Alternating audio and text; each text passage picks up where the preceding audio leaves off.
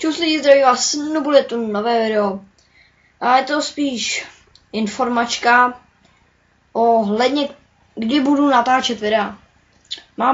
Přesně, máte to už podruhý s webkou, nebo podruhý, podruhý už jsem natáčel, co jsem dostal k Vánocům.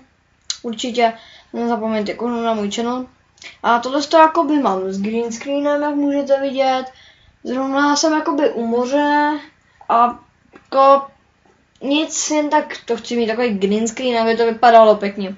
Takže videa budu natáčet teda v pondělí, ve středu, v pátek, v sobotu.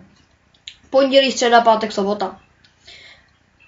Ještě v tom týdnu, buď v pondělí, ve středu, v pátek nebo v sobotu, budu natáčet s Vanulem, dám do popisku, protože někdy prostě buď ve středu, nevím, ale vždycky video vydám v pondělí, ve středu, v pátek, v sobotu.